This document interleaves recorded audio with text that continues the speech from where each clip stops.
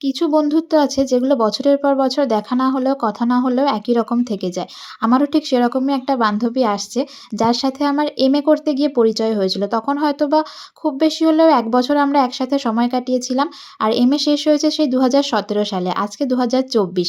এই ৭ বছরের মধ্যে আমাদের হয়তো হাতে গুনে ১ বার কি ২ বার দেখা হয়েছে, আর কথাও খুব কম হয়েছে।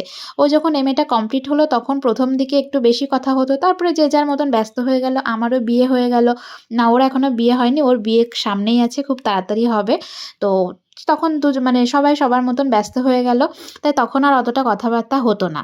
তো যাই হোক, আজকে ১ম বার ও আমার বাড়িতে আসছে, তাই আমি তো খুব খুশি হয়েছি। কিন্তু হ্যাঁ, ওর উপরে কিন্তু আমার একটা খুব রাগ আছে। সেটা হলো, ও আমার বিয়েতে আসেনি। আর সেটার জন্য ও আমাকে তখনই ঘুষ দিয়েছিল।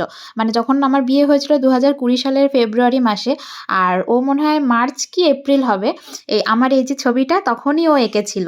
তা তখন এঁকে এটা আমাকে পাঠিয়েছিল। তা আমি নিজের এই ছবিটা দেখে তো সব রাগ সবকিছু ভুলে গেছি। আমি এত খুশি হয়েছি। আমার এরকম জিনিস খুব ভালো লাগে। মানে নিজের হাতে তৈরি করা, স্পেশালি যখন সেটা নিজের আঁকা ছবি হয়। মানে খুব খুশি হয়েছি আমি। আজকে সেই ছবিটা বাঁধিয়ে নিয়ে তিনি আমার বাড়িতে এসেছেন। মানে এর থেকে বড় আনন্দ আমার আর কিছু নেই। আর মেয়ের হাতে অলরেডি একটা চকোলেট দেখতেই পাচ্ছ। ও এসেই ওটা ধরিয়ে দিয়েছে ওর হাতে। তো আমি তো বলছিলাম যে, "মেয়ে তো এটা খাবে না, খাবো তো আমি।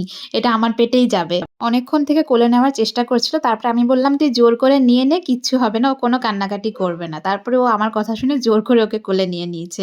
এসবের মধ্যে মনটা খারাপ হয়ে গেল, কারণ ও তাড়াতাড়ি বেরিয়ে যাবে, বেশিক্ষণ বসবে না। আসলে ওর বাড়ি সেই অনেক দূরে, শান্তিপুরে। তো এই শান্তিপুর, কৃষ্ণনগর এইসব লাইনে তো ঘন্টায় একটাই ট্রেন থাকে। তবুও আমি বললাম, "পরের ট্রেনে যা।" তো বলছে, "না, তাড়াতাড়ি চলে যাব, অনেকটা যেতে হবে।" অনেক জোর করে ওকে রাখতে পারলাম না। ও সেই বেরিয়েই গেল। তো যেহেতু ১ম বার এসেছে, রাস্তাটা ঠিকঠাক চিনতে পারবে কিনা, তাই আমি আবার সঙ্গে করে গিয়ে স্টেশন অবধি পৌঁছে দিয়ে আসলাম।